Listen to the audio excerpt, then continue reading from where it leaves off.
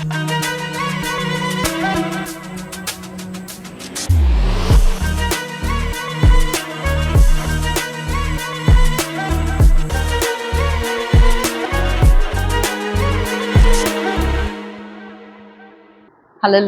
கர்த்தருடைய நாமம் பரிசுத்தப்படுவதாக. இந்த நாளிலும் இந்த செய்தியை கேட்டுக்கொண்டிருக்கிற ஒவ்வொருவரையும் ஆண்டவராகிய இயேசு கிறிஸ்துவின் நாமத்தினாலே வாழ்த்துகிறேன். நாம் கண்களை மூடி ஆண்டவரை நோக்கி பார்ப்போம். அடிமையான நம்மையுமே தேவாதி தேவன் மீட்டார். அடிமையான நம்மையுமே தேவாதி தேவன் மீட்டார். மாபெரும் அடையாளங்கள் செய்திட்ட கர்த்தரை சேவிப்பாயாம். மாபெரும் அடையாளங்கள் செய்திட்ட கர்த்தரை சேவிப்பாயாம். நானும் என் வீட்டாருமோ வென்றால் கர்த்தரையே சேவிப்போம். நீயும் சேவிப்பாயா? நீயும் சேவிப்பாயா?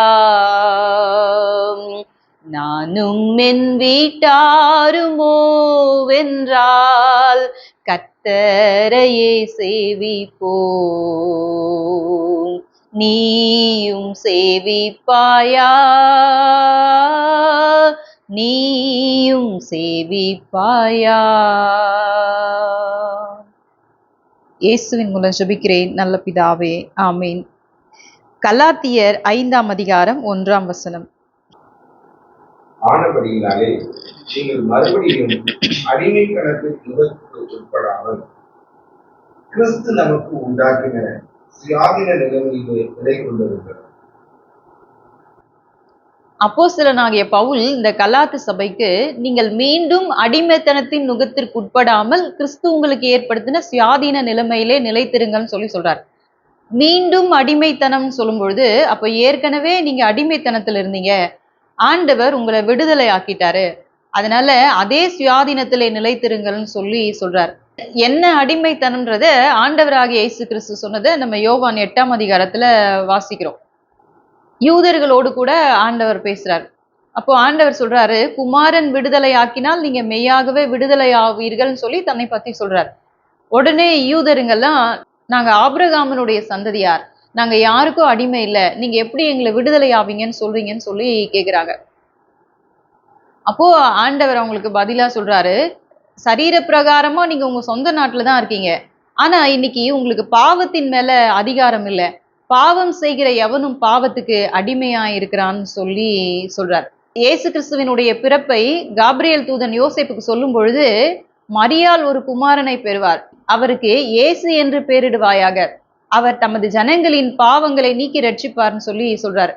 அப்போ இயேசு கிறிஸ்துவனுடைய பிறப்பை குறித்து சொல்லும் பொழுதே இந்த பிள்ளை மனு குலத்தை பாவத்திலிருந்து மீட்டு ரட்சிக்கும் சொல்லப்பட்டிருக்கு. இது எப்பொழுது நிறைவேற்றப்பட்டதுன்னா, ஆண்டவராகிய இயேசு கிறிஸ்து நமக்காக அடிக்கப்பட்டு என்றைக்கு அவர் சிலுவையின் மரணத்தை சந்தித்தாரோ அன்றைக்குதான் நம்ம பாவத்திலிருந்து விடுதலை ஆக்கப்பட்டோம் சொல்லி அப்போஸ்தலனாகிய பவுல் எழுதுறாரு. இன்றைக்கு நம்ம 77வது குடியரசு நாளை கொண்டாடுகிறோம். இந்தியா சுதந்திரம் பெற்ற பிறகு தனக்கென்று அது ஒரு அரசியல் அமைப்பு சட்டத்தை ஏற்படுத்திட்ட பிறகு 3 ஆண்டுகள் கழித்துதான் அது குடியரசு நாடாக அறிவிக்கப்பட்டதுன்னு சொல்லி நம்ம எல்லாருமே அறிந்திருக்கிறோம். இப்போ இன்னைக்கு இந்த குடியரசு நாட்டுக்குள்ள வசிக்கிற நமக்கு சட்ட திட்டங்களை அரசாங்கம் நமக்கு வகுத்து கொடுத்துருக்கு. இப்போ சாதாரணமா சாலையில நம்ம ஒரு வாகனம் ஓட்டணும்னாலே அதுக்கு ரூல்ஸ் அண்ட் ரெகுலேஷன்ஸ் இருக்கு. அது மாதிரி இந்த நாட்டுல நம்ம செய்யக்கூடிய எல்லா காரியங்களுக்கும் அரசாங்கம் விதிமுறைகளை வைத்திருக்கு. எதற்காக விதிமுறைகள் வகுக்கப்பட்டிருக்குன்னா, நாட்டுல வாழற எல்லாரும் சுகமா இருக்கணும், தானும் சுகமா இருக்கணும், அடுத்தவங்களுக்கும் அவங்க இடையூறு செய்யக்கூடாது அப்படின்றதுக்காக தான் இன்னைக்கு விதிமுறைகள் சொல்லப்பட்டிருக்கு. அதே போல ஆவிக்குரிய வாழ்க்கையிலும் ஆண்டவர் நமக்கு சில விதிமுறைகளை தந்திருக்கிறார்.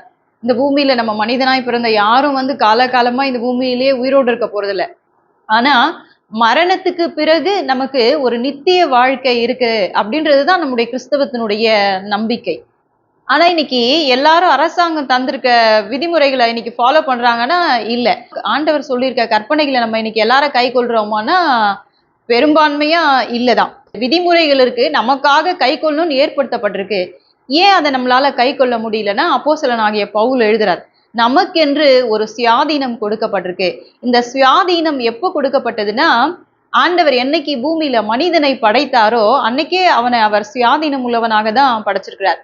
ஆண்டவர் படைத்த பறவைகள், மிருகங்கள், ஊரும் பிராணிகள், இந்த கோள்கள் எல்லாமே ஆண்டவருடைய கட்டுப்பாட்டுக்குள்ள இருக்கு. இன்னைக்கு பூமி சுத்துது அப்படின்னு சொல்லி நமக்கு தெரியும். ஆனா என்னைக்காவது ஒரு நாள் தன்னுடைய பாதையிலிருந்து தவறி அது பூமி சுத்தலான்னு சொல்லி அது ஒரு நாள் முடிவெடுக்கவே முடியாது. ஆண்டவருடைய கட்டுப்பாட்டுக்குள்ள இருக்கு. அது போல மனிதனை ஆண்டவர் படைக்கல. இந்த தோட்டத்தில் இருக்கிற எல்லா விருட்சத்தின் கனியும் நீங்க புசிக்கலாம். ஆனா நன்மை தீமை அறியத்தக்க கனியை மாத்திரம் புசிக்காதீங்கன்னு சொல்லிட்டாரு.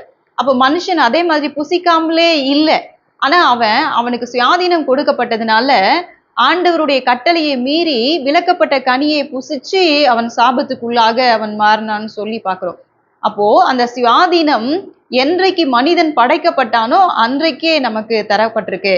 அதனால இன்னைக்கு ஆண்டவர் தந்த கற்பனையா இருந்தாலும் சரி, இல்ல நமக்கு நாட்டுல சொல்ற எந்த விதிமுறைகளா இருந்தாலும் சரி, அதுக்கு நம்ம கீழ்ப்படிவதும் கைக்கொள்வதும் கை கொள்ளாமல் இருப்பதும் நம்மிடத்தில் இருக்கிற சுயாதீனத்தை பொறுத்து அமைகிறதுன்னு சொல்லி நம்ம பார்க்கிறோம். இப்போ ஆண்டவர் நமக்கு ஏற்படுத்திருக்கிற அந்த நித்திய வாழ்க்கையை சுதந்திரித்துக் கொள்றதுக்கு வேதத்துல என்ன விதிமுறைகள் சொல்லப்பட்டிருக்கு என்பதை குறித்து நம்ம இன்னைக்கு தியானிக்க போறோம். இன்றைய செய்தியினுடைய தலைப்பு பிரமாணத்தில் நிலைத்திரு, அபைட் இன் த லா. முதலாவதாக free will fulfils the law of Moses. சுயாதீன பிரமாணம் மோசேயின் பிரமாணத்தை நிறைவேற்றுகிறது. மத்தேயு 22 அதிகாரம் 37-40 வரை உள்ள வசனங்கள். இயேசு அவனை நோக்கி, உன் தேவனாகிய கர்த்தரிடத்தில் உன் முழு இருதயத்தோடும் உன் முழு ஆத்மாவோடும் உன் முழு மனதோடும் அன்பு கூறுவாயாக. இது முதலாம் பிரதான கற்பனை. இதற்கு ஒப்பாய் இருக்கிற இரண்டாம் கற்பனை என்னவென்றால், உன்னிடத்தில் நீ அன்பு கூறுவது போல பிறரிடத்திலும் அன்பு கூறுவாயாக என்பது. ஆண்டவர் தந்த கற்பனைகளை இல்லாம பல கற்பனைகள் மோசேயின் நாட்கள்ல சொல்லப்பட்டிருக்கு. அதனால ஆண்டவர் சொல்றாரு, அந்த ஆண்டவர் தந்த அந்த 10 கற்பனைகளும் சரி, ஆண்டவருடைய கட்டளைக்கேற்ப மனிதன் உருவாக்கி கொண்ட கற்பனைகளா இருந்தாலும் சரி, அவைகள் எல்லாம் எல்லா நியாய பிரமாணம், தீர்க்க தரிசனங்கள் எல்லாமே இந்த 2 கற்பனையில அடங்கும் சொல்லி சொல்றார். இதே காரியத்தை லூக்கா சொல்றதை நம்ம 13ஆம் அதிகாரத்துல வாசிக்கிறோம். ஒரு நியாய சாஸ்திரி ஆண்டவரிடத்துல போய், ஆண்டவரே நித்திய ஜீவனை சுதந்திரித்துக் கொள்ளணும்னா நான் என்ன செய்யணும்னு சொல்லி கேட்கிறான். ஒரு நியாய சாஸ்திரின்னு சொல்லும்பொழுது அவனுக்கு கற்பனைகள்லாம் தெரியும். அதனால ஆண்டவர் கேட்கிறாரு, நீ கற்பனைகள்ல என்ன படிச்சிருக்க அப்படின்னு சொல்லி கேட்கிறாரு. உடனே அவன் கொலை செய்யாதிருப்பாயாக, விபச்சாரம் செய்யாதிருப்பாயாக அப்படின்னு சொல்லி அந்த மோசேயின் கற்பனைகள்லாம் இப்படி சொல்லப்பட்டிருக்கு. அவைகள் எல்லாமே உன் தேவனாகிய கர்த்தரிடத்தில் உன் முழு இருதயத்தோடும் முழு ஆத்துமாவோடும் முழு சிந்தையோடும் முழு மனதோடும் நீ அன்பு கூறுவாயாக. அதே போல நீ உன்னிடத்தில் நீ அன்பு கூறுவது போல பிறனிடத்திலும் அன்பு கூறுவாயாக. இந்த 2 கற்பனைகள்ல எல்லாமே அடங்கும்னு சொல்லி சொல்றான். இப்படி ஒரு பதில் அவன் சொன்னதை பார்த்துட்டு ஆண்டவர் நிதானமாய் நீ உத்தரவு சொன்னாயின்னு சொல்லி சொல்றார். தன்னை நீதிமானாக காண்பிக்கிறதுக்காக அவன் ஆண்டவர்கிட்ட ஒரு சந்தேகம் கேட்கிறான். ஆண்டவரிடத்துல அன்பு கூறணும், அது எனக்கு தெரிஞ்சிடுச்சு, எனக்கு பிறன் யாருன்னு சொல்லி கேட்கிறான். அப்போதான் ஆண்டவர் ஒரு உவமையை சொல்றார். ஒரு மனுஷன் எருசலேம்ல இருந்து எரிகோக்கு போறான். அப்போ அவன் கள்ளர் கைகள்ல மாட்டிக்கிட்டான். இப்போ அவனை அவங்க அடிச்சு குற்றுயிரா போட்டுட்டு அவனுடைய பொருட்களை எல்லாம் திருடிட்டு போயிடுறாங்க. அப்போ ஒரு ஆசாரியன் வரான், அவனை பார்த்துட்டு அவன் பக்கமா விலகி போயிடுறான். ஒரு லேவியன் வரான், அவனும் அவனை பார்த்துட்டு விலகி போயிடுறான். அப்போ ஒரு சமாரியன் வரான். யூதர்கள் சமாரியர்களோட கூட சம்மந்தம் கலங்க மாட்டாங்க. யூதர்களுக்கு சமாரியர்கள் அருவருப்பானவங்க. அடிபட்டு கிடக்கிற மனுஷன் யூதன். அந்த சமாரியன் அவனை பார்த்துட்டு அவன் மேல மனதுருகி அவன் கிட்ட போய் அவனுடைய காயங்களை கட்டி எண்ணெய் வார்த்து தன்னுடைய கழுதையின் மேல அவனை ஏற்றி கொண்டு பிரயாணப்பட்டு போறான். இப்போ அவனை சத்திரத்துல அவன் கொடுத்துட்டு, இவனுக்கு தேவையான செலவுகளா நீங்க பாத்துக்கங்க, எக்ஸ்ட்ரா எதுவும் செலவானா நான் திரும்பி வரும்பொழுது நான் கொடுப்பேன்னு சொல்லிட்டு அவன் போயிடுறான்.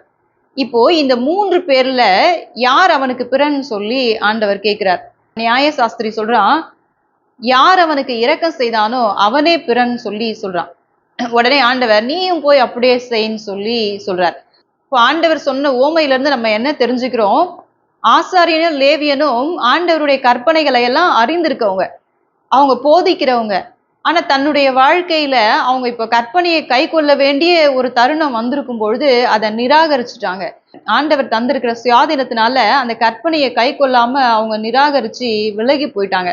அப்படி இல்ல, நீங்க உங்களுடைய வாழ்க்கையில நீங்க கற்பனைய கைக்கொள்ள வேண்டிய சூழ்நிலை வரும்பொழுது, நீ கற்பனைய கைக்கொள்ன்னு சொல்லி ஆண்டவர் அந்த நியாயசாஸ்திரிக்கு சொல்றத நம்ம பார்க்கிறோம். அதுபோல இன்னைக்கு இந்த செய்தியை கேட்டுக்கொண்டிருக்க நீங்க உங்களுடைய வாழ்க்கையில ஆண்டவர் சொன்ன கற்பனைகள் எல்லாம் நீங்க அறிந்திருக்கலாம்.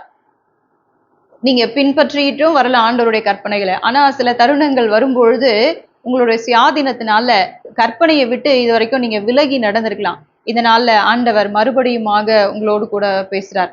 நீங்க நித்திய ஜீவனை சுதந்திரித்துக் கொள்ள நீங்க பாத்திரம் உள்ளவர்களாய் மாற வேண்டுமானால் நீங்க சந்திக்கிற எல்லா சூழ்நிலைகளிலும் ஆண்டவருடைய கற்பனைக்கு நீங்க கீழ்ப்படியும்படியாய் உங்களை ஒப்பு கொடுக்கும் பொழுது நிச்சயமாகவே ஆண்டவர் ஏற்படுத்தின நித்திய ஜீவனை பெற்றுக்கொள்வீர்கள்.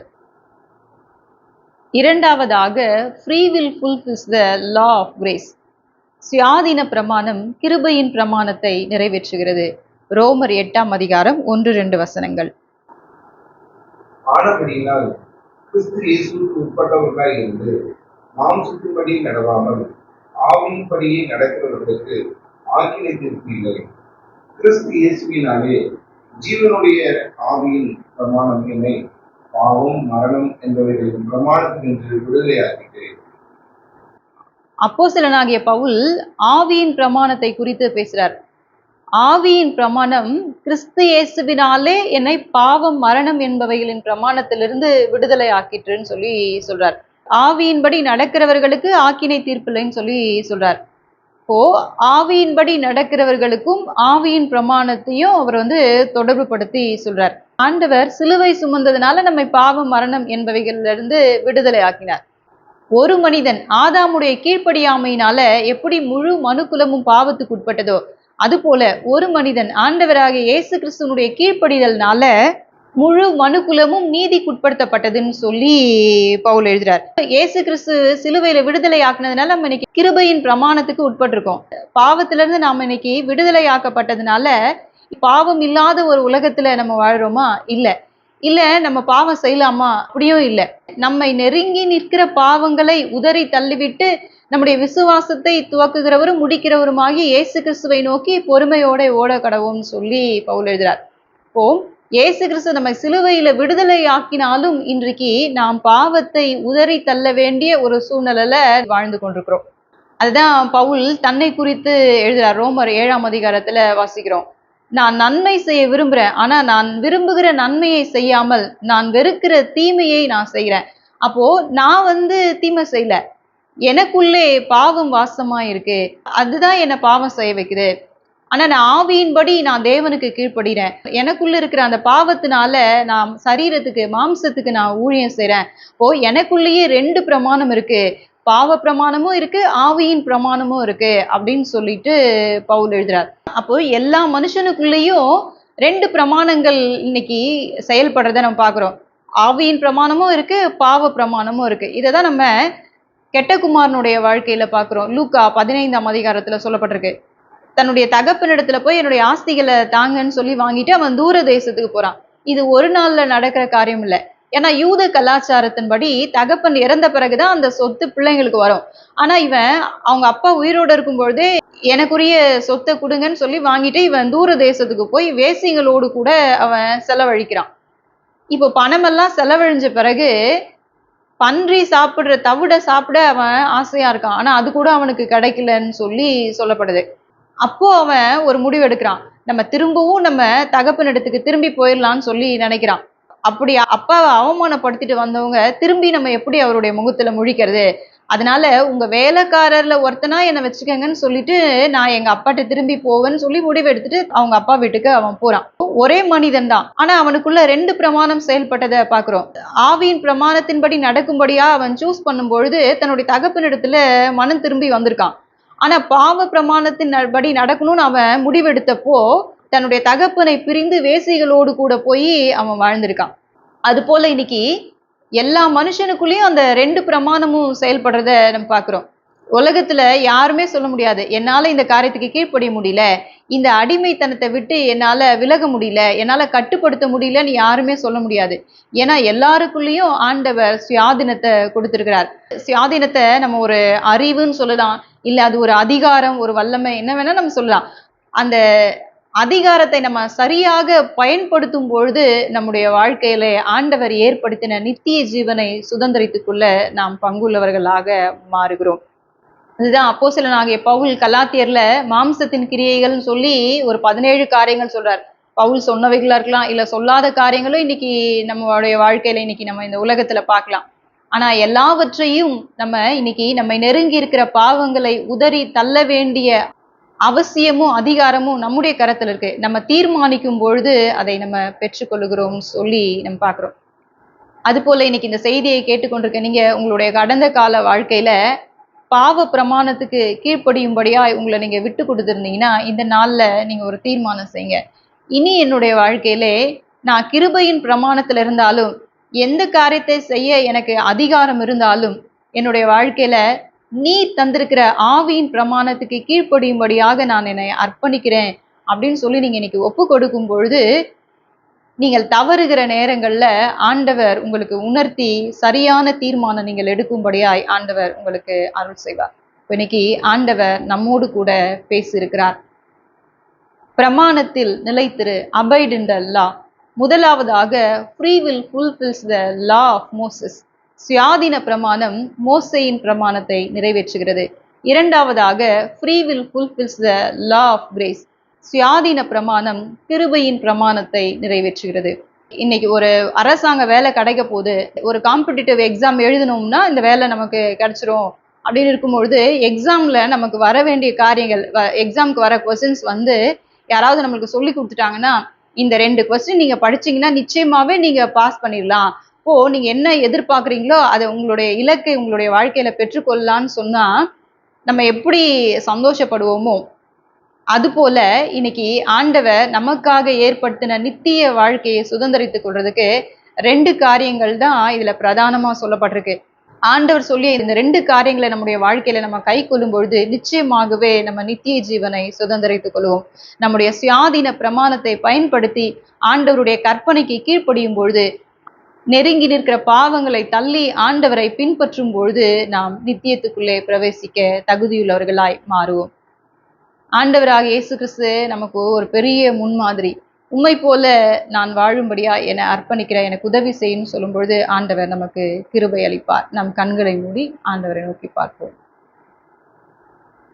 உத்தமரென்னேசு ஜீவித்தார் போல் அத்தனை ஜீவிக்க வாஞ்சிக்கிறேன்.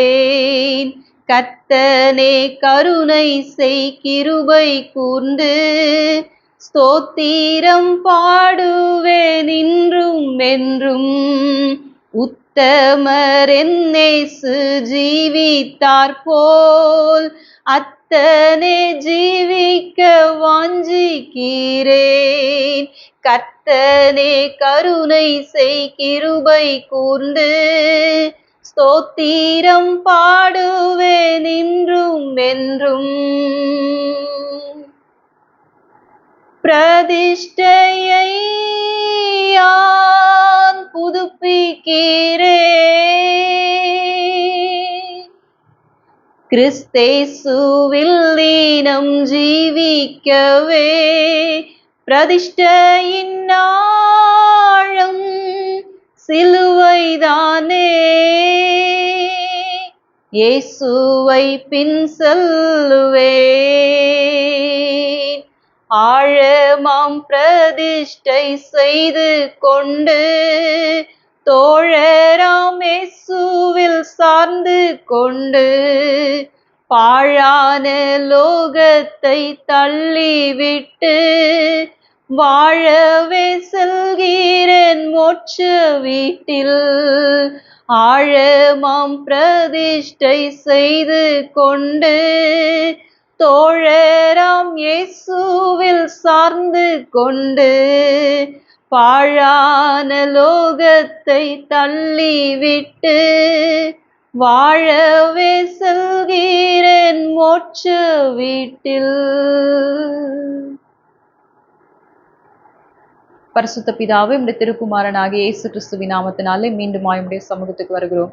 இம்மட்டுமாய் உம்முடைய வார்த்தையின் மூலமாக நீர் எங்களோடு கூட பேசினதற்காக உமக்கு நன்றி செலுத்துகிறோம். அப்பா, இப்பொழுதும் இந்த செய்தியை கேட்டுக்கொண்டிருக்கிற ஒவ்வொருவரையும் உம்முடைய கரத்தில் ஒப்புக் கொடுக்கிறேன். இன்றைக்கு கேட்ட வார்த்தையின்படி இதுவரைக்கும் தன்னுடைய வாழ்க்கையிலே நீ தந்த சுயாதீனத்தை சரியாக பயன்படுத்தாத ஒரு வாழ்க்கை வாழ்ந்திருப்பார்கள். ஆனால் நீங்க தந்திருக்கிற சுயாதீனத்தை பயன்படுத்தி கற்பனைகளை கை கொண்டு அதன்படி வாழவும், நெருங்கி நிற்கிற பாவங்களை எல்லாவற்றையும் உதறி தள்ளிவிட்டு உம்மை பின் சொல்லவும் இந்த நாள்ல ஒவ்வொருவருக்கும் அனுக்கிரகம் செய்யுங்க. காத்து கொள்ளுங்க, பலப்படுத்துங்க, நிலைநிறுத்துங்க, வழி நடத்துங்க, ஆசீர்வதிங்க. இயேசுவின் மூலம் ஜெபிக்கிறேன் நல்ல பிதாவே, ஆமீன். ஆண்டவர் தாமே உங்கள் ஒவ்வொருவரையும் ஆசீர்வதிப்பாராக. God bless you and God be with you.